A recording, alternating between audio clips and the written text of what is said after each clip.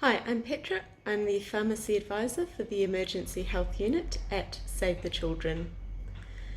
At the moment, I'm working to support our response in Bangladesh, where we are building a COVID-19 treatment centre that will serve the Rohingya population as well as the host population. COVID patients use a lot of oxygen, and almost all of the patients admitted will be on oxygen.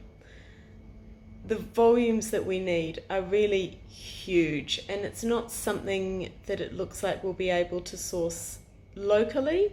It may be that we're having to buy oxygen from Dhaka, which is about a 10-hour drive from Bazar.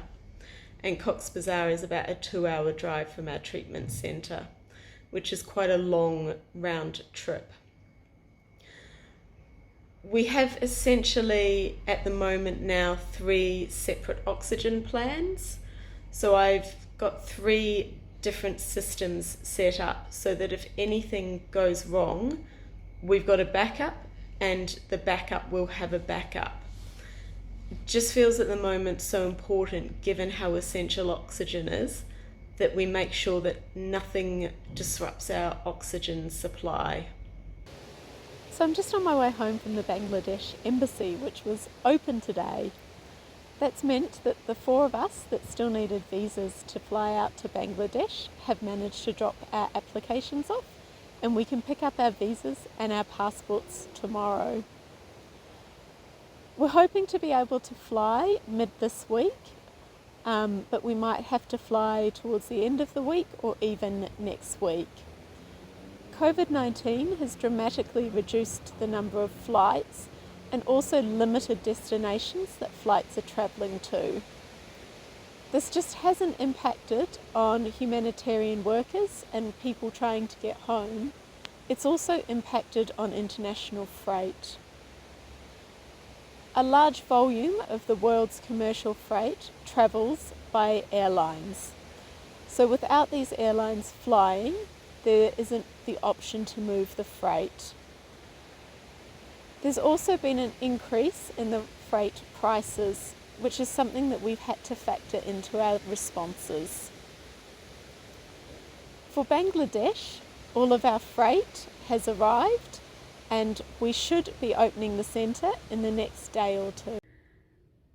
So yesterday evening we managed to get our visas for Bangladesh, and there was a flight going out tonight. So we have been booked on that, and it's been a bit of a mad rush to try and get everything ready in 24 hours.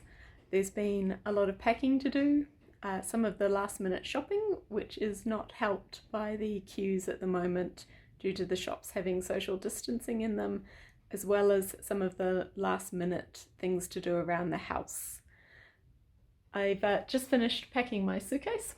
It's not got anything particularly interesting in it, just some office supplies, clothes, Jaffa cakes and chocolate, because I think I'm going to need those when we get out there. And it's got some knitting, which I am trying to do, not very fast. Usually I do it when we're on deployments to keep my mind off work at the end of the day and to just have a bit of a break from all the stress. So we're out at Heathrow waiting for the flight to go out to Bangladesh. It's really exciting to have got to this point now. It feels like we've been supporting remotely for such a long time, and it has been about 3 months. So it's going to be fantastic to finally be out on the ground and to be able to work with the national team to help finalise the treatment centre for COVID-19. So here I am in Dhaka. It's really good to have finally arrived. It feels like we were never going to get here. I didn't know what to expect travelling at a time like this, and I was actually surprised how busy the airport was. It was reassuring though, because everyone had to wear a mask from the minute they arrived at the airport to when they boarded their flight. There was lots of alcohol hand wash available. Everyone was trying to socially distance. and there was a cleaning process for bags as well. I was last in Dhaka in 2018 and it was very busy on the roads. It took over an hour, I think it was about an hour 20 to get in from the airport. This time we left the airport at rush hour and it took about 30 minutes to get to the hotel.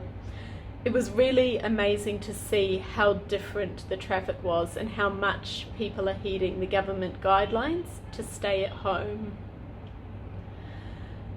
At the moment we have 14 days of quarantine in a hotel in Dhaka before we're allowed to join the rest of the team in Bazar.